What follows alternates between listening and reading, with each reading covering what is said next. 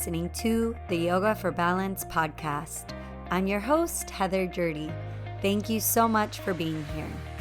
Let's start out this week's episode by taking a nice deep breath. Inhale, fill your lungs all the way to the top and the sides. Open mouth, exhale, sigh, and let it out. All right. Smile and notice how you already feel more relaxed. In this week's episode, I'm speaking with a mentor of mine, San Diego-based yoga teacher Rex Villena. Rex and I talk about that spark that transforms your personal yoga practice into a teaching one, plus the continual shift you'll keep experiencing. We ask the question, are you ever ready to teach yoga?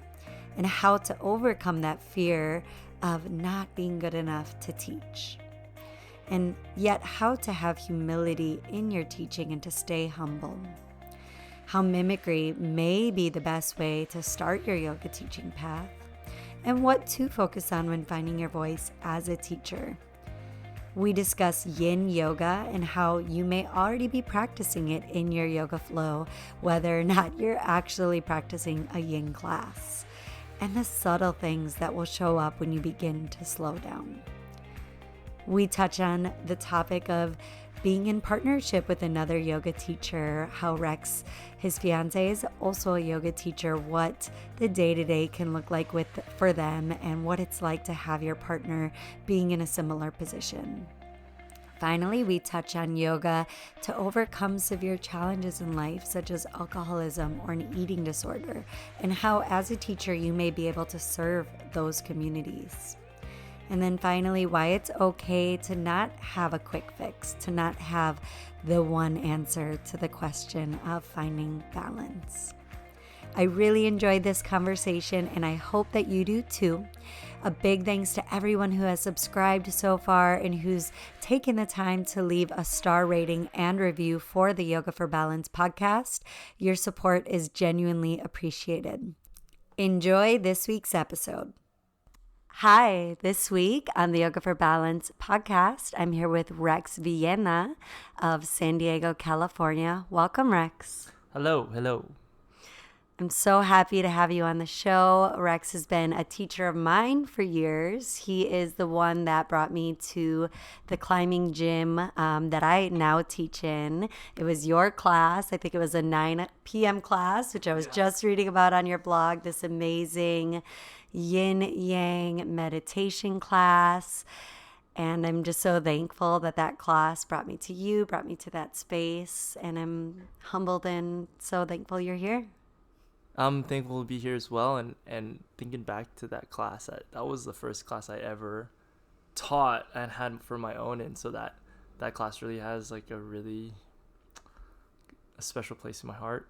And I think about the regulars that would come in, you, Juan, Angel, and they're teachers now, and Juan's about to be a teacher now, so it's so cool to see it come full circle like that. Yeah, I think it seems to start there. And we were, chatting about that a little earlier about this transformation and journey from just being a student, rolling out your mat, showing up to class, starting to see things transform for yourself. And then that spark happening and it turning from it being a personal practice to potentially a passion-filled career and what you do every day. So I'd love you to just kind of talk about that for you, how that happened for you. Yeah, I started practicing yoga 5-6 years ago, maybe now. And the first class I ever took was a Jen Richardson class at Spirit Yoga, and ended up being my home studio for today. I still consider it my home studio, and I never looked back. There was something about it that when I went in, I was ready for, and something missing in my life that sparked out of me in that class that I didn't say like after this class I'm gonna go back tomorrow. The next day I woke up and I'm like, I'm gonna go practice yoga. The next day I said, I'm gonna practice some more yoga. And some days after a class, like, I'm going to practice again the next class. And it just kept rolling until someone said I should become a teacher. So it's kind of how that happened. And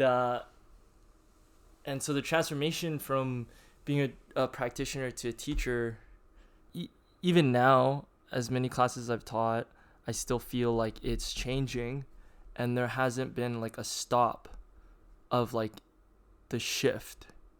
Yeah, like I think the last time I talked to a good friend, John Oldrow, I told him like, I'm not even sure. He said like, I don't even know if we're teaching yoga. And I said, I don't know if I'm even ready to teach yoga. And we were discussing a teacher training, like doing a teacher training together. And yeah, I think it just keeps evolving. And even in the way he said it in that time, even he's been teaching for like 15 years. And I think that as you teach yoga, it just continues to evolve and change. And like, I think one of the trappings and the struggles that maybe we enjoy almost masochistically is like this feeling of like, are we good enough? Is it good enough? Are we rising? Are we ascending? And it only takes like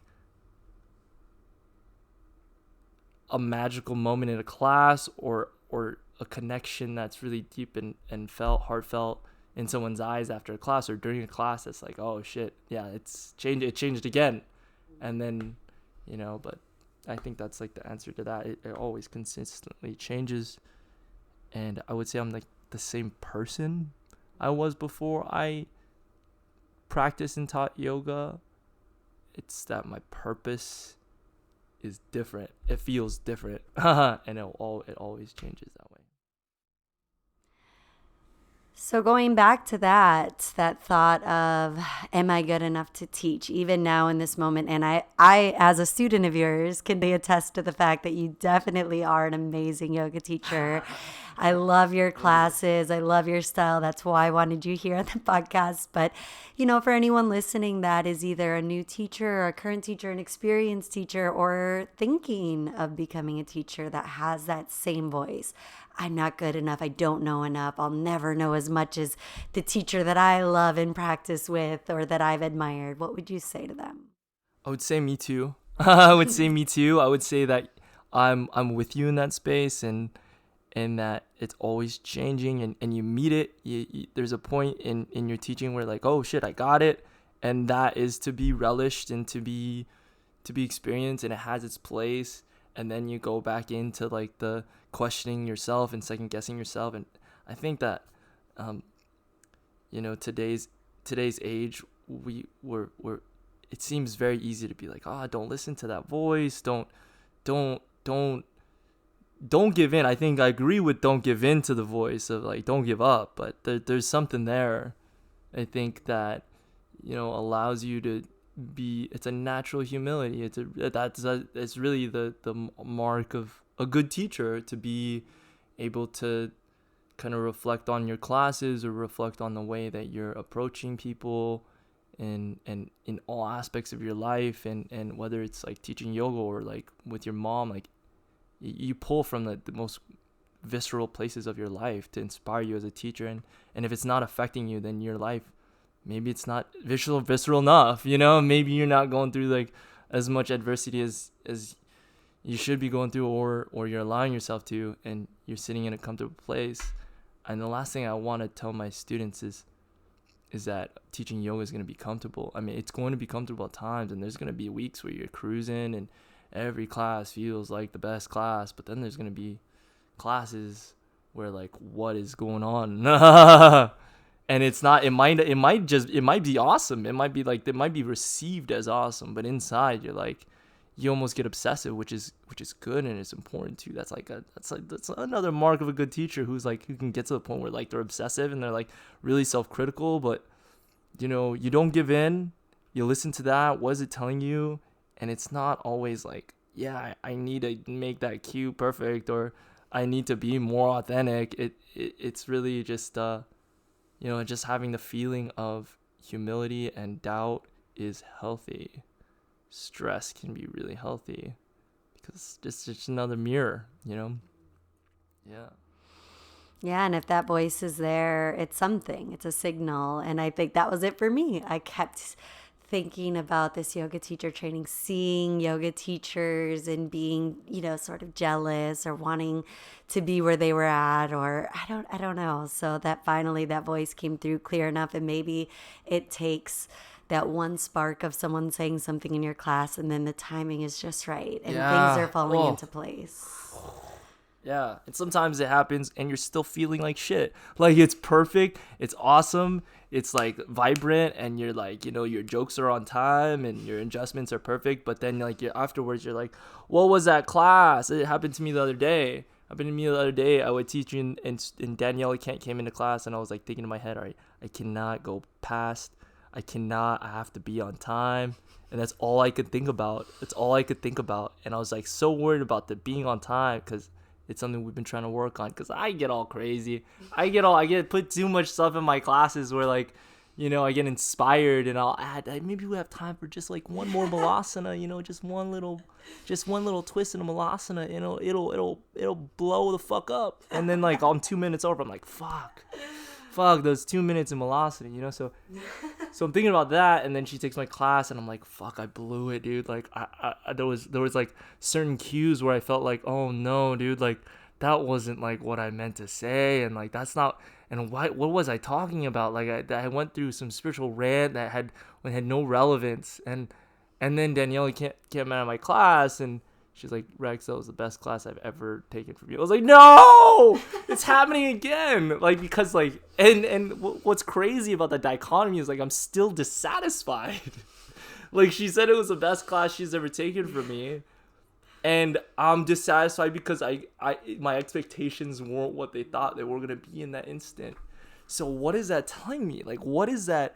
Like there's a subtle lesson there where I'm still figuring it out. I'm still, even in the perfection that is my class, I'm still figuring it out in some deep psychological, philosophical way that is slightly out of my grasp, that my experience is telling me I need to focus on. It's like that, to me, is the heart of yoga. To me, that's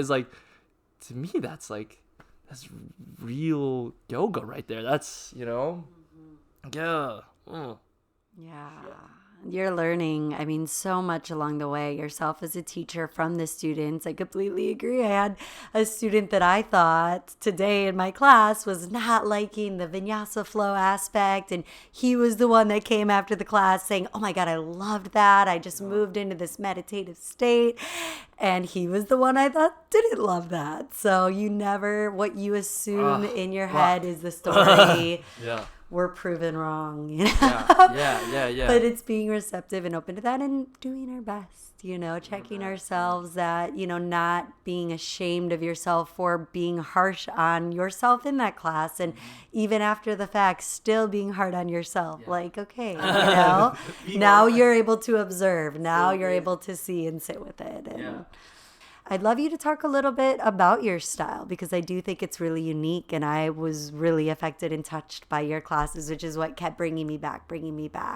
So what has led you, to find your voice and your style as a teacher, and how would you kind of describe that?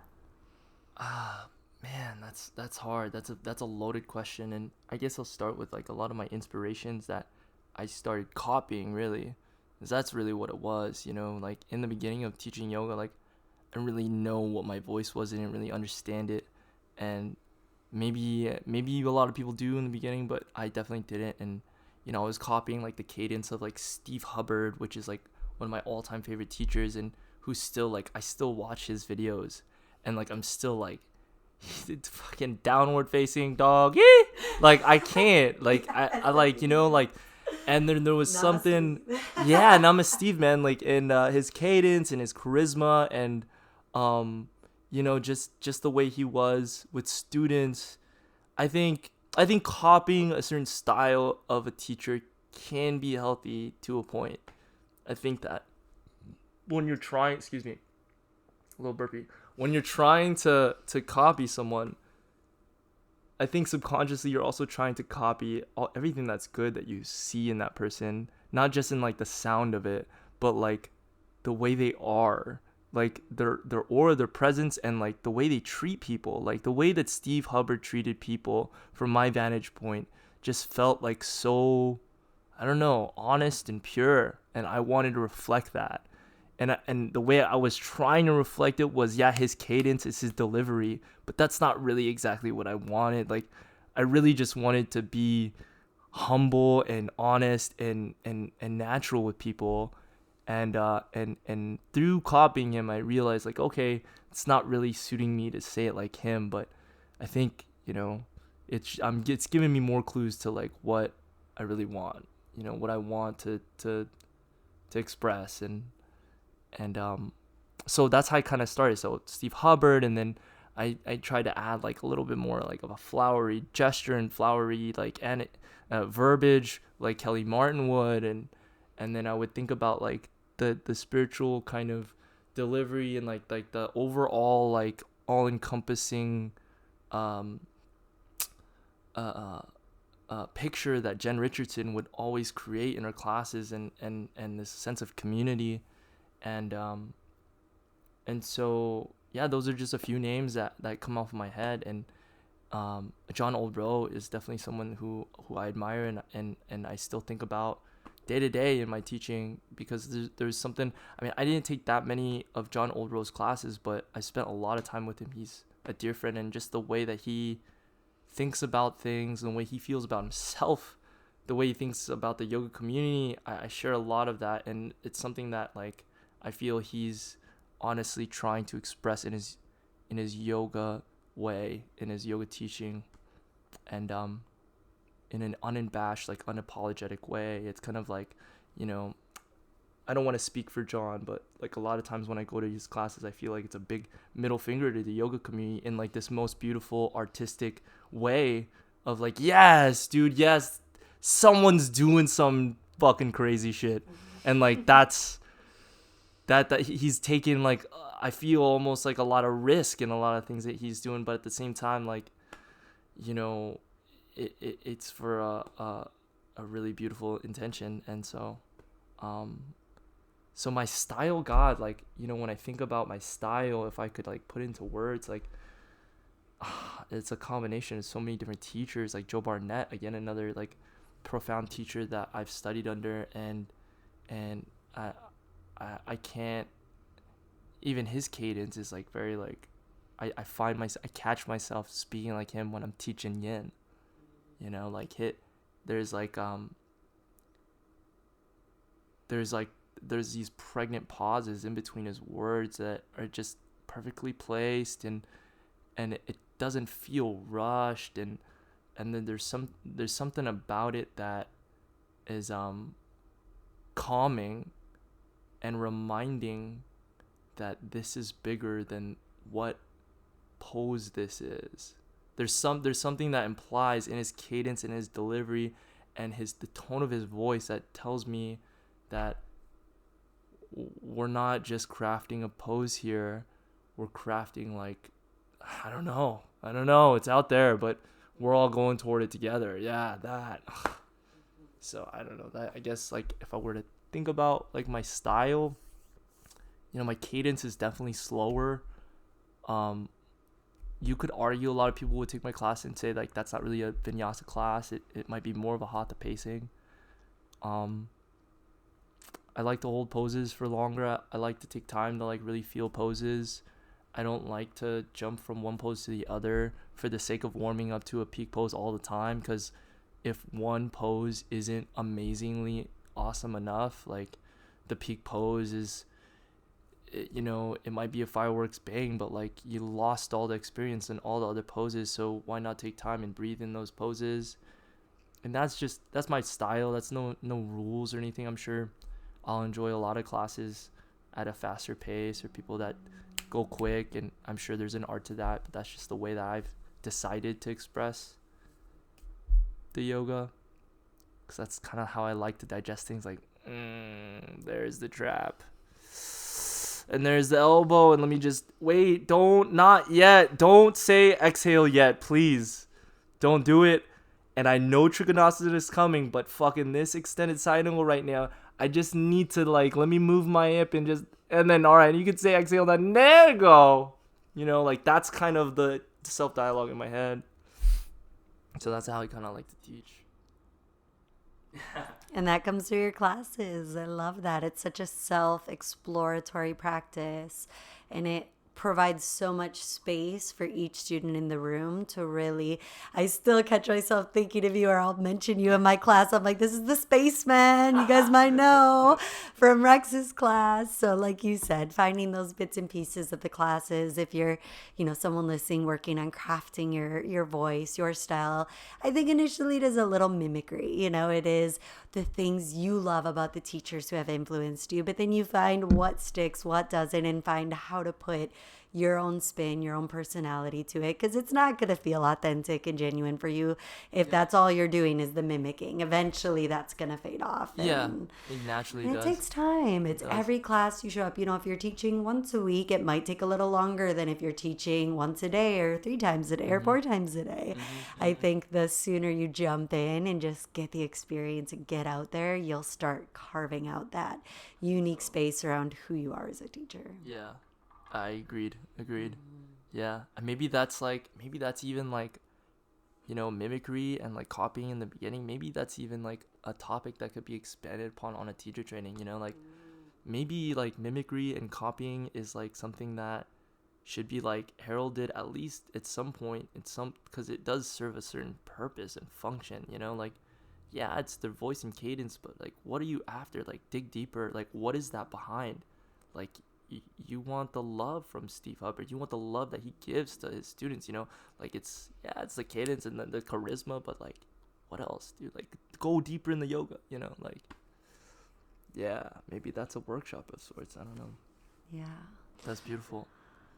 Let's talk about yin a little bit. I haven't talked about yin at all on this program. So for people that maybe are more familiar with, they've taken 1 or 2 yoga classes in a gym or at their studio or in Namasteve's class, and all they've been exposed to is this vinyasa flow style. It's fast, it's upbeat, and they think that's yoga. That's the kind of yoga they need to be practicing. What would you say to someone who hasn't maybe taken a yin or restorative, and what do you think is so beneficial of including that kind of practice as well? Yeah, yin, there's so many layers to yin that we could go into, but I guess on the very surface, like right away, it targets the connective tissue and the fascia and what Gil Hedley calls the fuzz, or used to call the fuzz. And it's definitely it's not just slow, it's still. You go into a pose and you're trying your best to be still. And right there and then, like to be still in something like a lizard lunge, there's a meditative aspect to that. I don't want to say that yin is different from what we're practicing in vinyasa, because in vinyasa and all those poses and all those paces, they're built in actual yin in there. Like the essence of yin still exists. It's actually like it's more interweaved like a DNA than it is like separate strands or like parallel lines of freeway. It's like when you're in a Warrior 2 and you're coming from a vinyasa flow and there's a moment where you exhale and there's a depth, the quadriceps strong and the shoulders are over the hips, and then there's a subtle stillness there. There's a pause. That right there is, that's yin right there. That's like, there's a subtle, you can tap into really your awareness of all the subtle movements in your biology and in your nervous system and the sweat, and there might be like some kind of, you might be sensitive to some kind of transformative moment, and like a yin based class is really all that. It's like that magnified, that moment for like 60 minutes rather than like, when you're practicing a vinyasa class, it's really distracting to go inhale, left arm toward the sky, exhale, warrior 2, and there's all this movement. But there are bits, there are opportunities there. So it's all interweaved. And in a yin class, there's vinyasa, there's yang going on too. Like, you're gonna move, and there's gonna be moments where like you might even sweat, and there might be even like a inadvertent shaking perhaps, and you could consider that like a yang kind of essence. But we're going more spread out, like, and we're gonna like highly define, yang and yin. Yang is life and yin is death. And we this weekend in our workshops, me and Hannah's workshops, we kind of like briefly went over that and really kind of tried to explain like the colors and the feelings and the emotions behind yang yoga and this brightness. Sun salutation A, sun salutation B, this bright like like flowers, and then the even the cadence of how you teach is different. Like, we might laugh in a yin yoga class and but it's very intimate, it's very quiet. Like, I'm a lot of times like, I kind of get nervous. There's anxiety building in me, and when I'm teaching yin sometimes, because like, man, I need to fill this space with noise, but like, I have to honor that yin essence, because and then the vinyasa, the yang is different. Like, let's fucking party, like, so that's kind of loose definitions of it, right? I would love to give like, a lecture behind. I think that's more like Joe Barnett, my teacher's like MO, and I so yin, if we go deeper in the history of yin, Paul Grilly invented yin, influenced by his learnings from Paulie Zink. It might be Paul or Paulie Zink, and it has a lot of influence from Chinese medicine. There's a lot, if you're familiar with the meridians and the way the chi moves after and during poses and prior to poses. There's a whole study available for you. You get really deep in that subtle chi movement. And then you can go more scientific. You can think about it as like piezoelectricity running across the tissue after you release a big yin yoga pose, and like that feeling of sensation. And then you can watch that with pinprick sensitivity. And one of the experiences that could be more available in a yin yoga class is that pinprick sensitivity, because you're watching the biology, like the miracle of your own biology at work so closely, and you can feel the fascia shift. Like, sometimes you do a yin yoga pose, like you're in pigeon, and you feel like this whole plane of your glute like slide and release like out of tension, and you're like, oh my god, what is that? And then because you're looking at it so closely, you start to look at the other subtle bodies closely as well. So not only is like the movement of the fascia so vivid to you, but it's like, how happy or sad are you really right now? And that might come up. And like, is there like an underlying feeling of resentment to somebody, or is there like is there something that you're dissatisfied about your job, or is there like, how do you feel about your relation? All these very subtle things that you consider yourself, right? These are all things that we know that are you. We suggest that that's the astral body, another body. So you get the physical body, you get the astral body. And when we do these things in a yin yoga class called a rebound, where you close your eyes and you kind of watch this play out, whatever comes up, and you're open to it. And it's a practice. Sometimes we're closed for a whole class, and it takes 2 or 3 classes for you to like kind of break through and like, oh, fuck my dad, and maybe, and coincidingly, like, maybe you released your low back in a way where you never released it before, and like it took like such a delicate awareness and sensitivity to your own self, your own body, and maybe it's related. Maybe it's related to the meridians. Maybe it's related to the movement of the chi. Maybe something unlocked that was blocked at some chakra level, and maybe I think that's the best way I can kind of describe the yin experience. Yeah. Oh, you make me want to take one of your yin classes ASAP. I want to take it. I listen to myself. I want to take it. I don't know if that's what it's like. Yeah. So do you find it easy to make time for yoga and meditation for yourself? Very difficult. Yeah. Very difficult. I think I demo more than most yoga teachers in the. I mean, when I take classes, a lot of times I don't see anyone demoing, but I demo a lot because like it's hard for me to like feel the miracle of my own biology, like teaching a lot and like I gotta get in there and I don't know, like some people I know, I have a lot of peers and friends that like you can't demo, like, and like I don't know, I kind of like I reserve the idea to kind of like, yeah, you can, because when you're in the pose, like you can like you're feeling it with them. There's some kind of like, we're gonna take this ride together almost, like, it's not just me giving you the pose, it's us, like, let's go. Some people, people I respect feel like there needs to be some kind of hierarchy there, but I don't know, the more and more I just want to dissolve the hierarchy, the more and more I feel like fuck the hierarchy. And but I, all respect. It's very hard to find time. Yeah. And I think when I first did my teacher training, I think it's a tendency to want to demo more, especially when you first start. At least I felt that way, that like I didn't feel comfortable teaching initially unless I was doing it in my body. Right. But I think, and I remember having a student in one of my early on classes saying how much he loved the fact that I was demoing and showing.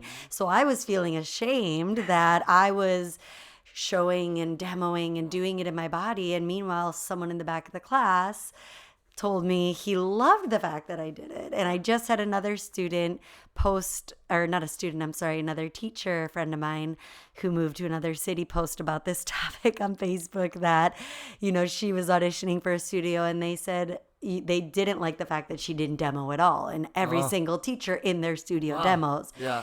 So I think it's a personal preference. And if you can keep an eye on students while you're also demoing, making sure it's a safe environment, you sort of find that cadence of, okay, I'm going to do a little bit of this, a little bit of that. Right. And even when you're demoing as much as you like, I can feel great in my body if I've been demoing in a few classes in a day or a week, but there's something so juicy about allowing yourself that time, like really giving yourself that time for a full yoga class. Yeah, there's nothing like a full practice. There's really not. Especially with a teacher you love that is just going to take you there. When I get to your class, I'm just, my heart melts. I'm so happy. And I get to practice. Juan, my fiance, who was on the podcast last week, will come take a lot of my classes. Yeah. And it's such a different energy, him being in the room, taking my class versus when we get to take your class or someone else's class together next to one another, and have that experience. I love when you guys come in together. I mean, that's like, for me, like when I see it, just gives me like a nostalgia, really. And like, I love that. That's really cool. And the way you guys are together when you're in class, it's a beautiful thing. And it's so fitting that like, you guys are like doing the yoga thing together. I love that. And I don't know why like I'm like so surprised by it, because like I'm not. It's like my fiance is also a yoga teacher, like, but that's how powerful it is, because it's like it's very rare, it's rare to see like yoga practice is fucking like, there's people that practice yoga and it's like a secret like a love, and that like they still like kind of like, he likes to practice, but it's not like he rather like rock climb, like, and like that's the thing. And like, but I love yoga, and like that there's something sacred and like really special, and it's rare to find someone that loves yoga as much as you love yoga, just such a rare thing. And it's beautiful to see every time you come in. So I'm so happy. That's cool. Yeah. Would you want to talk a little bit about, both being yoga teachers, having this role together today? You guys taught a workshop together. I think that's really awesome. And for anyone out there that, has wondered what that's like, they see maybe couples out there, glamorous yoga teacher life, doing the workshops, the retreats, this, that. But there's a lot that goes into it. So it is that work together. I mean, it's a constant partnership and a constant. I mean, I'm not gonna say it's all like It's all good. It is good, but it's a lot of work. It's a lot of work. And for me and Hannah, we started it exactly at the same time, really.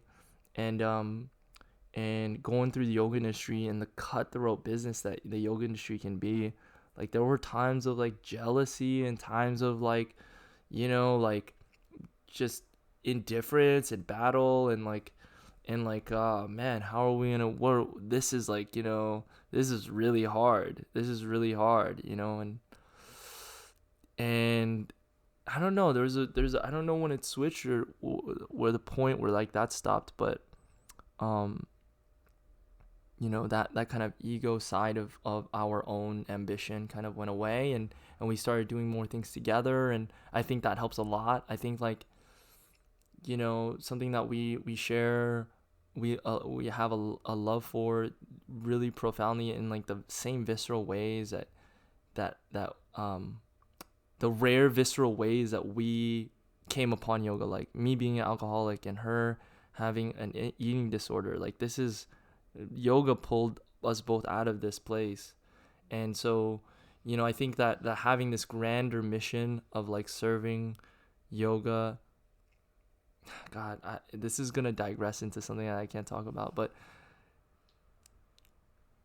serving yoga to these populations became more important than the ego. And we anytime we start to slip into argument or slip into like some kind of disease with the way that we're teaching, even during that day, like I don't like the way that you said that, and like, oh, the car ride's gonna be long, like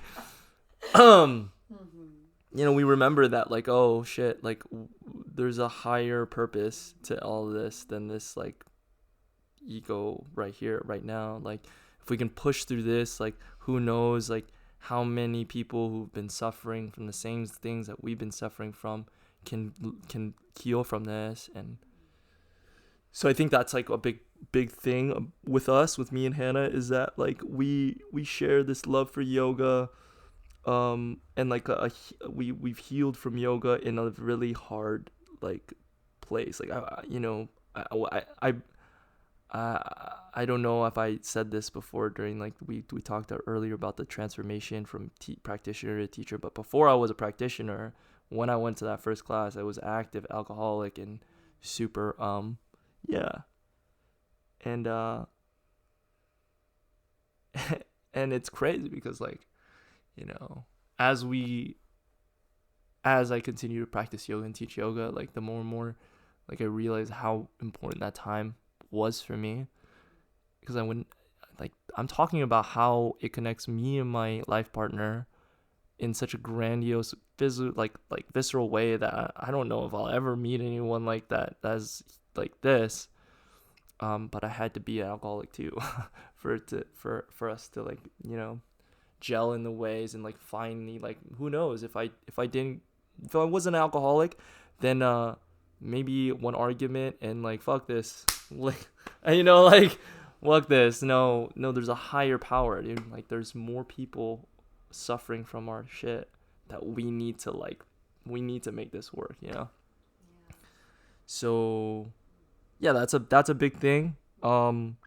We love exploring the hard questions, and I think maybe because me and Hannah have like, we've had a habit of like diving real dark, and so asking those hard questions are like necessary questions for us to like, so we like have this kind of muscle, or like like how critical do we really want to be, how if I wasn't used to that always going, like this not self-critical, but like critical in like the really hard sensitive topics, the hard sensitive topics that a lot of people don't want to discuss right away, like right away, like in all, and maybe at a dinner table, a lot of the things that we talk about on the dinner table, it's like, do you guys want to talk about that right now? It's like, yeah, no, it's totally okay.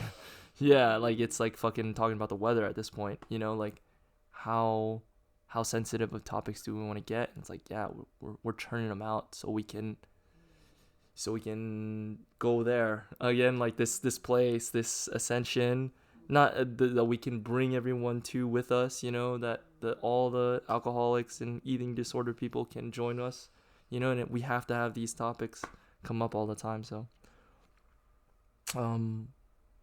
yeah, we met in at the grotto. And I've said this to Matt before, the owner of the grotto, but I said, like, like every time I come here, this is like, this is where I found like the love of my life, and this is like church to me, this is like homecoming every time I walk in these doors, and yeah, that's kind of how we met. And she took my class, I took her class, we talked shit about each other, and one day I don't know, it was weird. Our courtship was unconventional and strange, and I think maybe just because we're unconventional and strange, maybe, and yeah, we continue to support each other, and more and more these days we're trying to move as a unit versus like try like anytime I do a yoga project or something like that, or I discuss a yoga project, I always have her, how is she going to be involved in this, what can she or rather what can this like add to what our partnership is trying to ascend to, right? Like, because if it doesn't reflect like the ultimate goal of, like, for us right now, the ultimate goal is like spreading this to the least fortunate of us in the alcohol eating disorder kind of communities. And they're not communities, they're all scattered, like, alone, trying to figure out for themselves. How is this project going to feed that? And if they're not receptive, is it going to be worth? And I'm sure it will. In almost every project can be, but like, that's kind of what I think about. And in thinking that way, like, I think that feeds our relationship. Like, oh, dude, like, baby, like, what if we did this Twitch thing for this studio, and like we promoted it for alcohol and eating disorder yoga for all, like some kind of like that, and that kind of feeds our relationship as well. That's beautiful. Yeah. Remembering the why. Yeah. And the how it helped you, and bringing it back to that. And if I can help one person that was in the position I was in 5 years ago, 10 years ago, 2 days ago, and share something, a nugget of information. That's a big inspiration why I wanted to do this podcast, to share amazing stories like yours and real, authentic, genuine, just histories of people and where they're at today. And one of my favorite wisdom books is The 4 Agreements. And one of the 4 agreements is do your best. So always showing up to do your best. And I think that partnership, it's going to be one of the hardest partnerships. Your partner, your life partner, that's going to be one of the most difficult relationships you ever have. Juan and I were just talking about that, especially if you're on this journey together and you know where she's at, and you're kind of going through similar things in your own transformation as a yoga teacher, and maybe having a good day, maybe having a bad day, but always knowing, hey, we have each other's back, and bringing it back and doing your best and checking each other and remembering, okay, this is what it's about. It's, Absolutely. I mean, I think that you guys are going to share a lot of this experience, but when your significant other is also a yoga teacher, it's like really refreshing to come in and like, whatever like ailed you that day, they're going to know like instantly. There's no explanation that needs to be had, like whether it's like a student that was suffering from this or that, and then they're like, they don't even have to speak, really, they know, and you could see it in their eyes, like, they, and that there's something priceless about that, like if I had to explain, like, oh dude, like my student, fucking her mom died in the fucking like God, it would be exhausting, because we go through that every day, like we're part counselor, we're part DJ, we're part all this, like yeah. So yeah, it's good.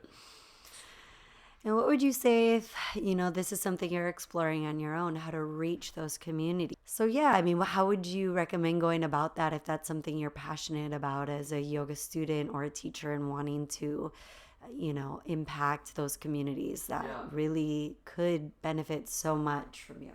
Yeah, that's a question that I'm still trying to figure out myself. For me, God, I ran into a really like fortunate situation where I was able to take yoga for free. I mean, not for free, I don't want to call it free, but work for trade. And not everyone has, I mean, some of these classes, $22 a class, and for someone who's really like self-defeated, someone sees that price and is really like, they look at that sign and look away, and they continue their walk toward the bar, or to continue their own self-destructive path. And I'm trying to figure that out every day.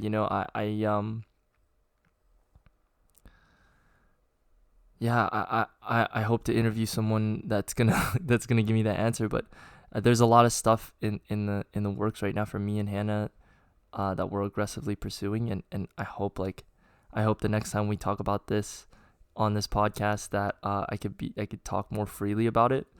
But we'll just say that this is our ultimate goal, I think, for right now. Me and Hannah, we're aggressively trying to meet the need and to give this and serve that community. And I think we've come up with really creative ways to do so. And yeah, maybe in a month's time, if we hop back onto this podcast, we can laugh about this one. So yeah. Great. Awesome. Well, I can't wait to talk next time and to reveal. So stay tuned. Cliffhanger. Yeah. Oh, well, thank you so much. You really, put a piece of your heart out here. And I hope everyone listening knows how amazing and special Rex is. I'm so grateful to have you here on the other side, the other mic. So thank you so much. It's been really amazing. So grateful, so grateful. And yeah, I'm so proud of you. And from those days when you used to take class with me and I don't know. I'm very grateful. This is really cool. Thank you. Oh. Well, just a couple last questions. I feel like we've dove deep in this conversation. We'll definitely return and talk some more. But yeah, for you, how do you find balance? And, in honor of the podcast, Yoga for Balance, what does balance look like to you? I feel like balance a lot of times will come to you if you surrender. And that sounds so unpragmatic, but in the way where like balance is kind of this force that we're not really in control of, because it's always gonna happen, right? Like balance is coming always, but there's something that you might be holding on to or not allowing that. If you let go of that, or if you hang on to something, maybe balance was just gonna come right in. You kind of open the floodgate. That balance surrounds us. The equanimity of nature is always trying to self-impose itself on you. And whatever you're holding on to, maybe I feel imbalanced in my practice. I wish I could practice more. Maybe really what it is I need to stop playing video games and let go of video games. It could be something like that.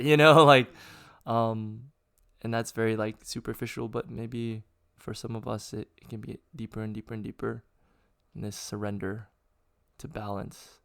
Yeah. I like that, surrender. Yeah.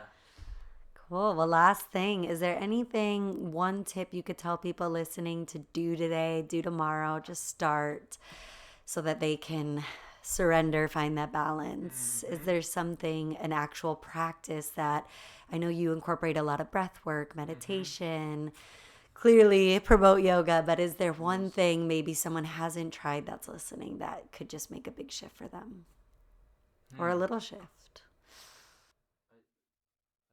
Off the top of my head, I would say Wim Hof, but that's because I'm a fan, and that's like I really love the after experience of practicing deep, crazy breathing, Wim Hof breathing, and maybe that's something that people can go look up and hang on to. But really, like, that's a question that I'm looking forward to. I'm waiting for someone to be like, yo, this is the one thing. But the more and more like I seek out one thing, the more and more I find that like that is really not gonna come, and maybe for good. Maybe that's a good thing that not one thing comes. Yeah. um I would suggest to someone looking for that one piece of advice that know that there that one piece of advice is really not going to come, that like we started this conversation, it's always constantly evolving. Like the reason why I practiced yoga yesterday is going to be completely different of why I practice yoga tomorrow. You know, it might be a physical thing, it might be an emotional thing, it might be a spiritual thing. The reason why I teach yoga changes, and it's I don't want to call it messy, but it's dynamic. It's a life of its own. And like to surrender to that is maybe also in line with the question of balance.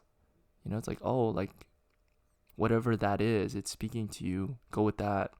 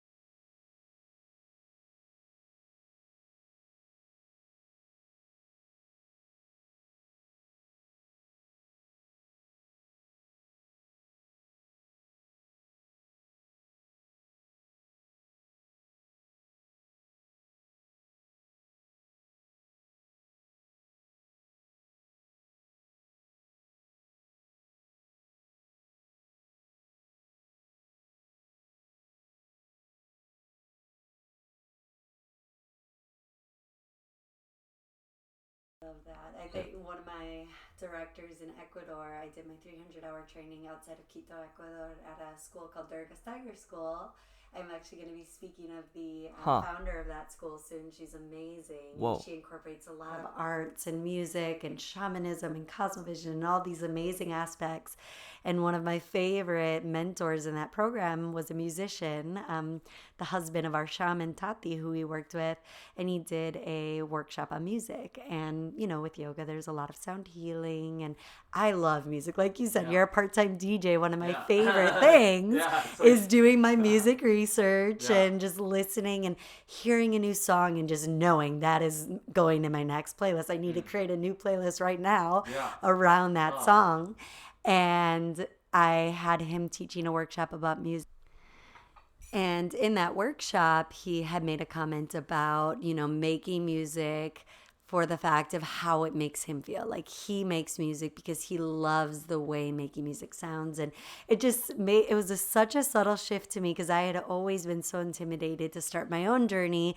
And I have a ukulele hanging on the wall here of playing music, but I was always so in my head about, well, what will it sound like? Who's going to care to hear it? Or what will I do with it? Well, what does it matter what you do with it? That was a really big aha moment for me, of just doing it for the fact of doing, and for how it makes you feel. So if you're, maybe being called to teach yoga, and it's just because you want to teach yoga, you want to live that yoga, and you love it so much that you know how deeply and profoundly it's impacted you, maybe you can be that voice for someone else, and don't overthink of it. Yeah. Well, Rex, thank you so much for being here. Thank you so much for everything you do. You've been such an amazing mentor to me, an amazing teacher to me. So just thank you. Thank you for your work. You're an awesome student, Heather. You and Juan, and I'm so excited to continue to watch you guys blossom, and I'm around, I'm around. Yeah, where can people find you and tune in and check out what you're doing? My website's danceclimbyoga.com. That has my weekly schedule on there, and any updates that's worth mentioning, definitely gonna find them on there. There are websites that are shortly gonna come out in the near future that we're excited to share. You could find me on Instagram. I rarely post on there, but there's some bits and pieces of me on there. Really, if you find me in a class and come up and talk to me, that's really the best way. That's what I appreciate the most, and yeah, that's it. Thank you so much, Rex. Thank you, Heather. Thank you. And thank you at home for listening. I'm your host, Heather Jurdy, on the Yoga for Balance podcast. I hope you've enjoyed this week's episode. If you haven't already, please be sure to subscribe wherever you listen and help the show grow by leaving a star rating and review while you're there. Thanks, and until next time.